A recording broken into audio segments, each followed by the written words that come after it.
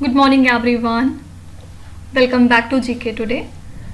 आई hope आप सब बिल्कुल ठीक होंगे और आज हम डिस्कस करेंगे 5th और 6th ऑफ मई के सबसे मोस्ट इम्पॉर्टेंट करंट अफेयर्स। चलिए अपना सेशन हम स्टार्ट करते हैं। पहला क्वेश्चन है, SMART which stands for supersonic missile assisted release of torpedo system recently seen in the news is developed by which organisation. SMART system को किस ऑर्गेनाइजेशन ने डेवलप किया है, आपको ये बताना है। आंसर हो जाएगा A option, that is DRDO। Full form क्या होता है? The defence research and development organisation. हाल ही में इन्होंने सक्सेसफुल टेस्ट कंडक्ट कर लिया है स्मार्ट मिसाइल सिस्टम का ऑन 1 मई 2024। कहाँ से? From doctor APJ Abdul Kalam islands in the state of Odisha. ठीक है, तो ये जो टेस्ट है ये इसके एडवांस्ड मैकेनिज्म्स को वैलिडेट करता है, जैसे कि इसमें सिमेट्रिक सेपरेशन है, वेलोसिटी कंट्रोल वगैरह के फीचर्स हैं। और इस दौरान डिफेंस मिनिस्टर राजनाथ सिंह और DRDO के चीफ डॉक्टर समीर V कमत दोनों ही लोग यहाँ पे मौजूद थे और उन्होंने स्मार्ट की टीम को प्रेज किया है। स्मार्ट एक next generation light weight torpedo delivery system है जिससे कि इंडियन नेवी की एंटी सबमरीन कैपेबिलिटीज को बूस्ट किया जा रहा है और इसमें सुपरसोनिक मिसाइल्स कैरियर को फीचर किया जा रहा है जिसकी रेंज होगी 643 किलोमीटर्स और 20 किलोमीटर्स का इसमें लाइट वेट टोरपेडो मौजूद है। ठीक है, तो स्मार्ट सिस्टम को हाल ही में किसने डेवलप किया है? Your answer is DRDO। अगली स्लाइड में चलिए कुछ मिसाइल्स देख लेते हैं जो न्यूज में थे। पहला क्वेश्चन है, what is army tactical missile system recently seen in the news. Army tactical missile system क्या चीज है जो आजकल चर्चे में है? ये surface to surface artillery weapon है एक तरह का। ठीक है, फिर नेक्स्ट है, Rampage missile recently seen in the news is developed by which country. Rampage missile को डेवलप किया है इजराइल ने। Recently which country has tested the PLG-12 anti aircraft missile. ये जो मिसाइल है इसको हाल ही में टेस्ट किया है नॉर्थ कोरिया ने। What is the official name of Israel's operation for intercepting drones and missiles that were launched by Iran. इस ऑपरेशन का नाम है ऑपरेशन आयरन शील्ड। ठीक है, P-800 onyx missile recently seen in the news is developed by which country. ये missile belong करती है Russia को। ओके, नेक्स्ट है, what is the theme of international labour day 2024। International labour day के लिए theme क्या रखी गई है, आपको ये बताना है। सबसे पहले इंटरनेशनल लेबर डे हम मनाते हैं 1 मई को हर साल और वर्ल्ड वाइड इसको सेलिब्रेट किया जाता है इंक्लूडिंग इंडिया, जिससे कि जो लेबर मूवमेंट के कॉन्ट्रीब्यूशंस हैं हम उसको ऑनर कर सकें। ये ओरिजिनेट हुआ था फ्रॉम 1886 शिकागो लेबर स्ट्राइक, जिसमें कि 8 घंटे का काम करने की बात या डिमांड रखी गई थी और बाद में जब हे मार्केट इंसिडेंट होता है वहां पे इसको और ज्यादा सिग्निफिकेंट माना गया था 1889 में। फाइनली 1889 में फिर लीडर्स फ्रॉम 20 नेशंस ने स्टैब्लिश किया इसको एज इंटरनेशनल लेबर डे। इस साल की थीम रखी गई है ensuring safety and health at work in a changing climate, जिससे कि हम इस बात पे फोकस कर सकें कि जो वर्क प्लेस की सेफ्टी है वो कितनी इंपॉर्टेंट है और जो क्लाइमेट चेंज की वजह से उनके हेल्थ में प्रॉब्लम्स आ रही हैं उनको भी देखना चाहिए हमें, और ओवरऑल वर्कर्स के वेलफेयर की बात करते हैं इस दिन। ठीक है, तो इंटरनेशनल लेबर डे होता है 1 मई को और इस साल की हमने थीम रखी ensuring safety and health at work in a changing climate. अगली स्लाइड में कुछ डेज एंड थीम्स के क्वेश्चन देखते हैं। Which day celebrated as World Tuna Day every year. World Tuna Day होता है 2 मई को। Which day celebrated as National Panchayati Raj Day. National Panchayati Raj Day होता है 24 अप्रैल को। What is the theme of World Book and Copyright Day 2024? सबसे पहले इसको हम ऑब्जर्व करते हैं 23 अप्रैल को और इस साल के लिए हमने थीम क्या रखी है? Read your way. Okay, which day celebrated as National Civil Service Day every year. इसको मनाते हैं 21 अप्रैल को ताकि हम सिविल सर्वेंट्स को ऑनर कर सकें। What is the theme of World Liver Day 2024? इसके लिए हमने थीम क्या रखी है? Keep your liver healthy and disease free. ठीक है, सब लोग कमेंट से बताएंगे कि वर्ल्ड लिवर डे हम कब सेलिब्रेट करते हैं। Recently which Indian company recently signed a memorandum of understanding with Norwegian firm to implement floating solar power technology in India. इसमें से कौन सी इंडिया की कंपनी है जिन्होंने हाल ही में नॉर्वे की एक फर्म के साथ एक MOU साइन किया है जिससे कि वो इंप्लीमेंट कर सकें फ्लोटिंग सोलर पावर टेक्नोलॉजी को इंडिया के अंदर। यहाँ पे आंसर हो जाएगा बी ऑप्शन, NHPC लिमिटेड। ये इंडिया की प्रीमियर हाइड्रो पावर डेवलपर है। इन्होंने एक MOU साइन किया है ओशन सन के साथ। ये नॉर्वे की एक फर्म है जो कि स्पेशलाइज्ड है फ्लोटिंग सोलर सॉल्यूशंस में।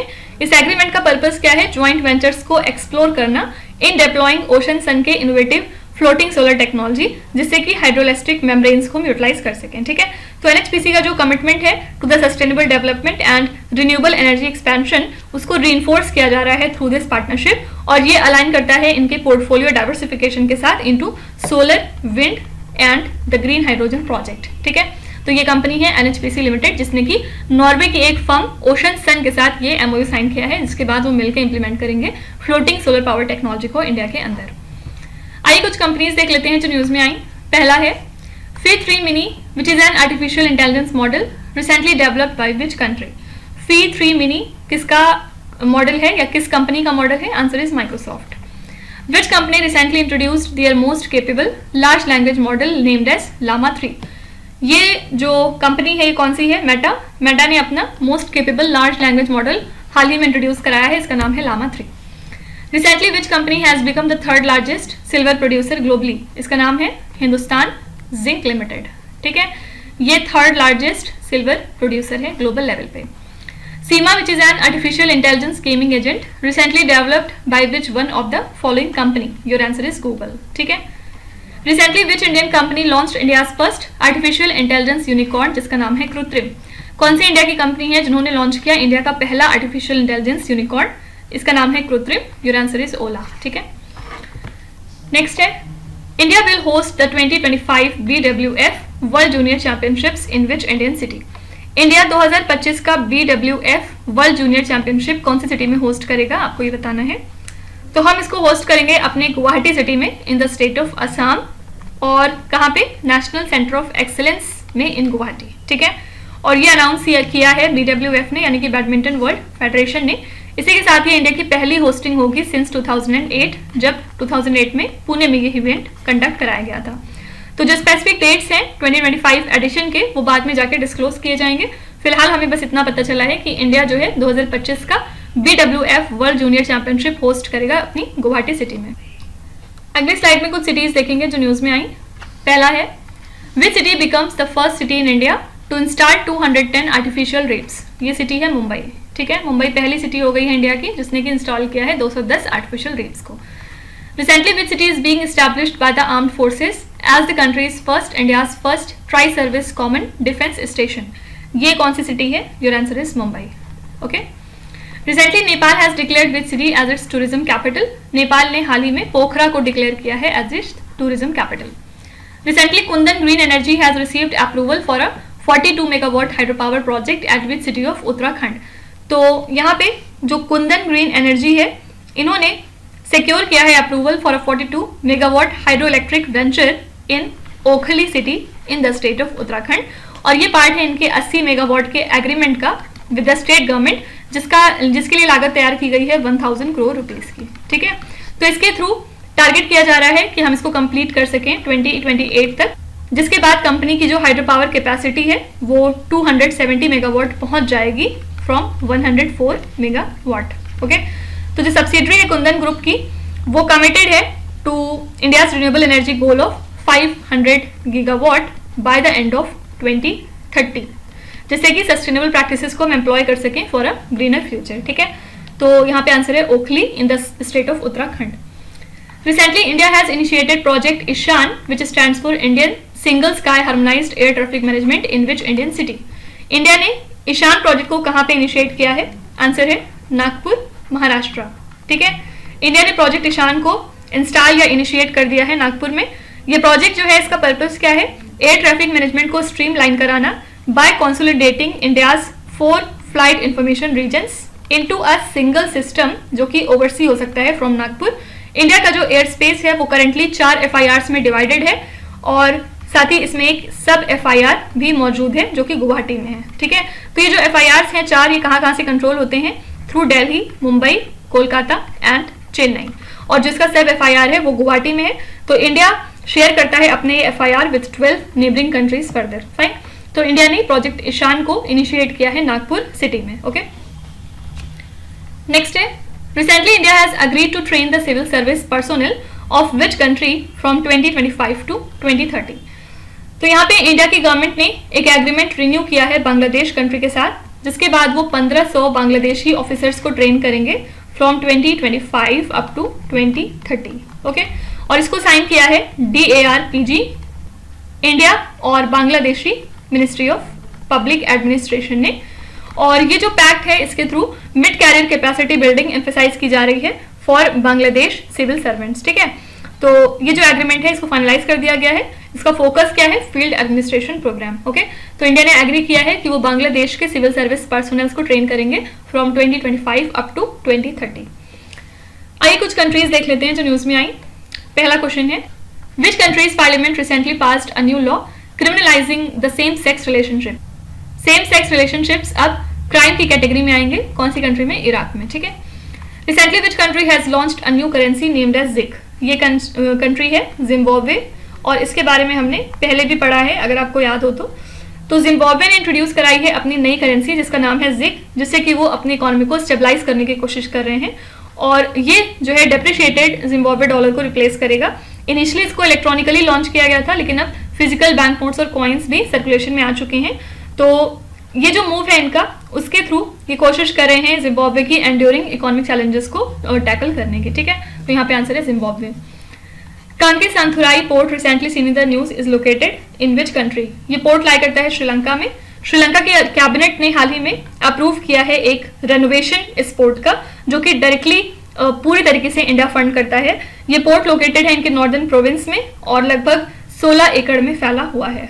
ठीक है, तो ये जो डिसीजन है इससे कनेक्टिविटी इन्हांस होगी और इंफ्रास्ट्रक्चर बढ़ेगा इस रीजन में। इसके अलावा एक direct passenger ship service link कर रहा है नगापट्टिनम को कांके सांथुराई के साथ। नगापट्टिनम कहाँ है? तमिलनाडु में, जिससे कि 111 किलोमीटर आप कवर कर सकते हैं इससे 3.5 घंटों में। ठीक है, तो यहाँ पे आंसर है Sri Lanka. Recently 26th world energy congress is organised in which country. ये इवेंट कहाँ पे हुआ है? आंसर है Netherlands. Atacama Desert recently seen in the news is the driest desert in the world located in which country? Atacama Desert है चिले में। ठीक है, और ये दुनिया का ड्राइस्ट डेजर्ट है। नेक्स्ट है, Pattachitra paintings recently seen in the news are associated with which Indian state. ये जो पेंटिंग है ये किस स्टेट से रिलेटेड है आपको ये बताना है। यहाँ पे आपका आंसर हो जाएगा ओडिशा एंड वेस्ट बंगाल। किस वजह से न्यूज में आया? एक्चुअली वेस्ट बंगाल में स्वर्ण चित्रकार एक रिवर्ड फिगर है among the villages scroll painters, और प्राइम मिनिस्टर नरेंद्र मोदी ने बहुत ज़्यादा तारीफ करी है ओडिशा के भाग्यश्री साहू की, जो कि एक और पट्टचित्र आर्टिस्ट हैं, और इनकी तारीफ की इन्होंने अपने शो मन की बात में।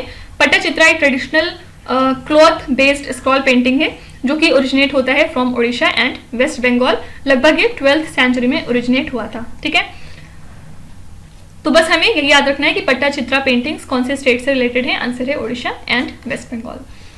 अगली स्लाइड में कुछ जीआई टैग्स देखेंगे जिनकी वजह से जो स्टेट्स हैं वो न्यूज में आ जाते हैं। Tiranga barfi recently got a GI tag belongs to which city of UP. Tiranga barfi आपको मिल जाएगी वाराणसी में और हाल ही में इसको जीआई टैग मिल चुका है। इसकी खासियत क्या है? इसमें 3 लेयर्स तिरंगा की तरह बने होते हैं बर्फी के अंदर, जैसे कि पहला सैफरन होता है, सेकंड व्हाइट और third green. Matabari peda and Pachra recently got a GI tag belongs to which Indian state. ये दोनों प्रोडक्ट्स किसके हैं? त्रिपुरा स्टेट के। माताबरी पेड़ा एक तरह की स्वीट डिश है और पचरा एक तरह का टेक्सटाइल है। Sanchi craft recently got a GI tag belongs to which Indian state. ये प्रोडक्ट है यूपी का, इसको भी अभी फिलहाल 2024 में ही जीआई टैग दिया गया। Ratlam Riyawan garlic which has recently received a GI tag belongs to which Indian state. ये गार्लिक एक वेराइटी है जो आपको मध्य प्रदेश में मिल जाएगी, इसको भी जीआई टैग दिया गया हाल फिलहाल। Narasapur crochet lace which has recently received a GI tag belongs to which Indian state. ये लेस आपको मिल जाएगी आंध्र प्रदेश में। ठीक है, which state recently launched a digital water distribution system for agricultural field. कौन सा स्टेट है जिसने हाल ही में एक डिजिटल वाटर डिस्ट्रीब्यूशन पैटर्न निकाला है एग्रीकल्चरल फील्ड्स के लिए? आंसर है बी ऑप्शन, राजस्थान। इन्होंने इंट्रोड्यूस कराया है digital water distribution system agriculture के लिए, जहां पे ये एम्प्लॉय कर रहे हैं बाराबंदी को। ठीक है, ये एक फिक्स टर्न मेथड होता है फॉर कैनल वाटर डिस्ट्रीब्यूशन, और ये जो सिस्टम है इसको डेवलप किया है NIC जयपुर ने। फाइन, इसके थ्रू अलाउ किया जाएगा शेड्यूल्ड इरिगेशन सप्लाई, जो कि रिमोट एरियाज में भी एक्सेसिबल होगा, और फार्मर्स जो हैं वो ट्रैक कर सकते हैं वाटर फ्लो को इन अपने फील्ड्स में, जिससे कि जो मैनुअल एरर्स हैं वो रिड्यूस हो जाएंगे। इस इनोवेशन का पर्पस क्या है? वाटर यूसेज को ऑप्टिमाइज करना और एग्रीकल्चरल एफिशिएंसी को इन्हांस करना राजस्थान स्टेट में। ठीक है, तो ये पैटर्न किसने लॉन्च किया है अपने स्टेट में? आंसर है बी ऑप्शन, राजस्थान। आइए कुछ स्टेट करंट अफेयर्स पे नजर डालते हैं। Recently, Bru community participated in Lok Sabha elections for the first time as voters from which Indian state? Bru community news में क्यों आई? क्योंकि पहली बार इन्होंने लोकसभा के इलेक्शंस में पार्टिसिपेट किया है। कौन से स्टेट से एज अ वोटर्स? आंसर है त्रिपुरा, ठीक है, त्रिपुरा स्टेट से वोटर्स के तौर पे आए थे। Recently which state governments food safety department has imposed a ban on using the liquid nitrogen in food items? ये स्टेट गवर्नमेंट है तमिलनाडु। इनकी जो फूड सेफ्टी डिपार्टमेंट है उन्होंने लिक्विड नाइट्रोजन को यूज करना किसी भी तरह के फूड आइटम्स में टोटली बैन कर दिया है, ठीक है। Alagar temple recently seen in the news is located in which Indian state? ये टेम्पल है तमिलनाडु में। Dongria Kondh community recently seen in the news belongs to which Indian state? ये कम्युनिटी आपको मिल जाएगी उड़ीसा में। और last year recently India's first multipurpose green hydrogen pilot project was inaugurated in which Indian state? India का पहला multipurpose green hydrogen pilot project inaugurate हो चुका है हिमाचल प्रदेश में। Okay, expanded programme on immunisation which has recently completed 50 years was launched by which organisation?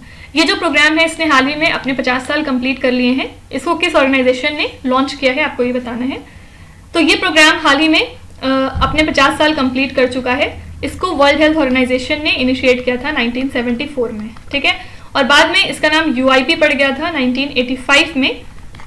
और अब ये vaccine को ऑफर करता है for 13 universally recommended diseases and 17 context specific diseases. Fine, तो ग्लोबल डीपीटी कवरेज इंक्रीज हुआ है from 5% in the 70s to 84% in 2022। Okay, इसी तरह से स्मॉल पॉक्स जो है वो इसी प्रोग्राम के तहत इरेडिकेट किया गया। पोलियो अब सिर्फ अफगानिस्तान और पाकिस्तान जैसी कंट्रीज में मौजूद है। इंडिया में इसका जो कवरेज है वो हर साल बढ़ता ही जा रहा है, क्योंकि 76% था 2019 टू 2021 में, ठीक है। तो इम्यूनाइजेशन के बहुत सारे फायदे हैं। प्रीडोमिनेंटली इसको जो है डिलीवर किया जाता है थ्रू द गवर्नमेंट फैसिलिटीज। तो ये प्रोग्राम किसका है? Answer is World Health Organisation. किस वजह से न्यूज में आया? क्योंकि हाल ही में इसने 50 साल अपने कंप्लीट कर लिए हैं। आइए कुछ ऑर्गेनाइजेशंस देखते हैं जो न्यूज में आए। पहला है patenting trends in India report recently released by which organisation? ये जो रिपोर्ट है ये जारी करी है नास्कॉम ने, ठीक है। Recently where was the meeting of defence ministers of Shanghai Cooperation Organisation held? ये मीटिंग कहाँ पे हुई है? Your answer is Astana in the country of Kazakhstan. Recently, which organization has been conferred the outstanding PSU of the Year award? PSU of the Year मिला है HAL यानी कि Hindustan aeronautics limited को। Voyager 1 spacecraft recently seen in the news is a space probe launched by which space organization? ये spacecraft है NASA का, ठीक है। Recently, which organization has developed India's lightest bullet-proof jacket? इसको डेवलप कर लिया है DRDO ने। फाइन, नेक्स्ट है Which country recently introduced the world first laws regarding internet connected smart devices to protect against cyber crime? कौन सी country है जिसने world first laws को इंट्रोड्यूस कराया है regarding internet connected smart devices, जिससे कि उनको प्रोटेक्ट किया जा सके अगेंस्ट द साइबर क्राइम? ये कंट्री है यूके। यूके की गवर्नमेंट ने इंप्लीमेंट किया है कुछ लॉज जिससे कि मिनिमम सिक्योरिटी स्टैंडर्ड्स को मैंडेट किया जाएगा फॉर सभी इंटरनेट कनेक्टेड स्मार्ट डिवाइसेस। यहाँ पे बेसिक पर्पस क्या है? कंज्यूमर्स और बिजनेसेस को शील्ड किया जा सके from any type of hacking and cyber attacks, ठीक है। तो जो मैन्युफैक्चरर्स हैं उनको बैर किया गया है किसी भी वीक डिफॉल्ट पासवर्ड को एम्प्लॉय करने के लिए, जैसे कि लोग सिंपली एडमिन पासवर्ड रख देते हैं या फिर 1 2 3 4 5 रख देते हैं। इस तरह के पासवर्ड रखने के लिए मना किया गया है टोटली, और यूजर्स को अपना कॉमन पासवर्ड जो है वो चेंज करना पड़ेगा डिवाइस के स्टार्टअप में ही, जिससे कि ओवरऑल सिक्योरिटी मेजर्स एनहांस हो सकें, ठीक है। तो पहली बार ऐसे लॉज कौन सी कंट्री लेके आई है? आंसर है यूके, यूनाइटेड किंगडम। ओके, आइए कुछ करंट अफेयर्स देखते हैं रिगार्डिंग फर्स्ट इन न्यूज। पहला है यहाँ पे recently which port has been approved as India's first transshipment port by the shipping ministry? ये पोर्ट है विजिंझम पोर्ट, ठीक है। ये इंडिया का पहला ट्रांसशिपमेंट पोर्ट है जिसको कि अप्रूव किया है मिनिस्ट्री ऑफ शिपिंग ने। Recently, which country has appointed Colonel Edison Napio as the first defense advisor of India? ये है PNG, पापुआ न्यू गिनिया। इन्होंने कर्नल एडिसन नपियो को अपॉइंट किया है as the first defence adviser of India. Recently, who became the first woman vice chancellor of Aligarh Muslim University? ये है professor Naima खातून। ये पहली वुमेन वाइस चांसलर बन गई हैं AMU में, ठीक है। Recently, which Gulf country launched their first ever Hindi radio broadcast? ये कंट्री है कुवैत। इन्होंने लॉन्च किया है अपना पहला Hindi radio broadcast. Who becomes the first Indian to venture into space as a tourist on the NS-25 mission of Blue Origin? ये है गोपी थोथाकुरा, ठीक है। ये पहले इंडियन बन चुके हैं जो कि स्पेस में जा रहे हैं as a tourist on the NS-25 mission of Blue Origin. चलिए लास्ट क्वेश्चन पे चलते हैं। Which country is the host of the 46th Antarctic Treaty Consultative Meeting and the 26th meeting of Committee for Environmental Protection? इन दोनों meetings के लिए कौन सी country है जो होस्ट है? तो इंडिया होस्ट कर रहा है इस दोनों ही मीटिंग्स को। कब से कब तक? From 20th of May to 30th of May. कहाँ पे कर रहा है? कोची, केरला में। ठीक है, इसको ऑर्गेनाइज किसने किया है? इसको ऑर्गेनाइज किया है मिनिस्ट्री ऑफ अर्थ साइंसेज ने थ्रू द NCPOR। ये क्या है? National centre for polar and ocean research. In meetings का पर्पस क्या है? ग्लोबल डिस्कशंस को हम फॉस्टर कर सकें अंटार्कटिका के एनवायरमेंटल कंजर्वेशन के रिगार्डिंग और साइंटिफिक कोलैबोरेशन के रिगार्डिंग। इंडिया जो है वो ऑपरेट करता है अपना 2 रिसर्च स्टेशन, और इसके अलावा इन्होंने अंटार्कटिक एक्ट को पास किया था 2022 में। ठीक है, थ्रू अ कंसल्टेटिव पार्टी। तो यहाँ पे बस हमें याद रखना है कि ATCM 26 और CEP 26 दोनों ही मीटिंग्स के लिए कौन सी जगह वेन्यू है, कौन सी कंट्री वेन्यू है? आंसर है इंडिया। फाइन। आइए कुछ होस्ट रिलेटेड करंट अफेयर्स पे नजर डालते हैं। पहला है, recently which country hosted the sustainable finance for tiger landscape conference. ये कॉन्फ्रेंस हाल ही में होस्ट किया है भूटान ने। ठीक है। Recently which country hosted the first international rainbow tourism conference. ये कॉन्फ्रेंस हुई थी नेपाल में। यहाँ पे हमारे बेनिफिशियरीज कौन थे? LGBTQ+ community. Recently which institute hosted the International Chess Federation federated chess tournament. इसको होस्ट किया है IIT मद्रास ने। Recently, which country hosted the G20 Second Employment Working Group meeting? Your answer is Brazil. और last है, recently which institute hosted the webinar on Viksit Bharat Corporate Governance for 2047? Answer is IICA, Indian Institute of Corporate Affairs. Okay? तो इसी के साथ हमने आज के सभी इंपॉर्टेंट करंट अफेयर्स कवर कर लिए। आई होप कि आपने सेशन को काफ़ी एंजॉय किया होगा और डेफिनेटली आप काफ़ी कुछ नया सीख के ही जा रहे होंगे। आइए फिर आपकी क्विज पे चलते हैं, जहाँ पे स्क्रीन पे आपको 5 क्वेश्चंस दिखाई दे रहे होंगे। ये क्वेश्चंस ऑलरेडी हम पीछे कहीं ना कहीं डिस्कस कर चुके हैं। यहाँ पे आपको वीडियो को पॉज करना है, हर क्वेश्चन को ध्यान से पढ़ना है, और इसमें से आपको जितने भी आते हैं आप उनका जवाब कमेंट्स में मेंशन कर सकते हैं, और जो नहीं आते उसके लिए बिल्कुल भी परेशान होने की ज़रूरत नहीं है। विथ टाइम डेफिनेटली आपका स्कोर जो है वो इम्प्रूव करेगा। बस आपको हमारे साथ कंसिस्टेंट और परसिस्टेंट रहने की ज़रूरत है। So that's it for today. I hope you have like the session. आज का सेशन आपको कैसा लगा आप ज़रूर बताइएगा कॉमेंट्स में। साथ ही साथ आपका कोई भी रिव्यू है, फीडबैक है या फिर सजेशन है तो वो भी आप हमें बता सकते हैं। हमें जानकर खुशी होगी और हम पूरी कोशिश करेंगे उसको इम्प्लीमेंट करने की।